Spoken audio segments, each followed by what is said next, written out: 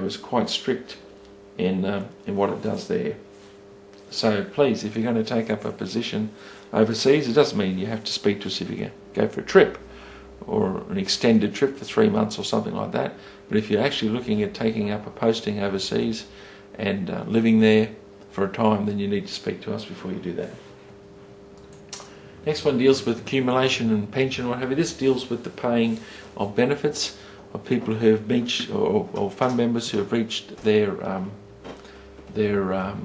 preservation age. Due to the global financial crisis, we've seen many self-funded retirees returning back to the workforce, and so their superannuation funds were in pension mode, are now back in accumulation mode. Sometimes they're being used for transition to retirement. Just be aware that that's all possible within your super fund. There's nothing wrong with being in pension mode and going back to accumulation mode and then going back to pension mode. Simply put, you end up with a number of member accounts, an accumulation account and a pension account. The investment proceeds of the super fund are split, and the tax is attributed according to some of the splits in the member accounts. Accordingly, there is an increase of cost of doing your compliance work and an increase of cost of audit because there's just literally more work to do. Nothing much we have to say about that. Next one deals with what's called the verifying and the valuing of assets. Annually, I need to verify for audit purposes whether the assets actually exist, and I also need to verify their value. If the assets are held by collectibles or other than listed assets like shares or managed funds or cash at bank or fixed term deposits, if there's something other than that, sometimes it's difficult to verify their value, and so we have to go down a course to make sure the verification is reliable. Sometimes with some of the classes of assets, I also need to verify their storage, whether they're insured, whether they're free from mortgages and guarantees. This mainly deals with maybe works of art or collectibles.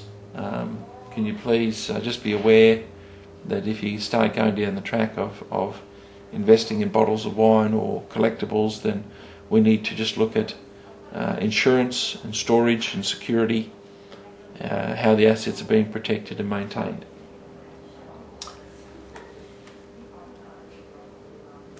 Okay, let's now move on to the next section, dealing with instalment warrant debts. I've got another complete different PowerPoint presentation dealing with instalment warrants, but this particular one is dealing with the actual audit of the instalment warrant, because the law is quite complicated and the loan agreements and the loan arrangements behind the instalment warrants are quite complicated. Can we please make sure, just be aware that I will seek a legal opinion on that. I'm not a lawyer. I can't interpret it as to whether it's complying with Section 64, and so I will need to either get a statement from your financial advisor or a statement from the issuer of the loan that the type of loan is compliant with Section 64. Failure to have that statement will not enable me to sign up or sign off that the instalment warrant is not an unauthorised borrowing of the fund. That's all to do with that. And now the last point, dealing with trust deeds and investment strategies. Just remember, as I stated in a previous presentation, that trust deeds must be concurrent with legislation. They're audited against the legislation and the affairs of the fund. So when laws change, sometimes there is a need for the deed to change. Not all the time, but sometimes there is a need for the deed to change, or an amendment for the deed to be changed. And also, just a word of warning, and this has come about sometimes in some audits this year, some investment strategies show a percentage of assets to be invested in. For example, shares to be 20% or cash to be 0 to 50%, etc., etc. Well, it's just not required anymore to have percentages set against the different classes of assets. Just as long as all the classes of assets are listed in the investment strategy, that's fine. You don't have to have the percentages. So in summary, just be aware that the scope of the audit is now ever expanding, because basically due to the global financial crisis, members are heading up their super funds with unauthorised access, and so we have to check a little deeper in some areas to make sure that's not happening.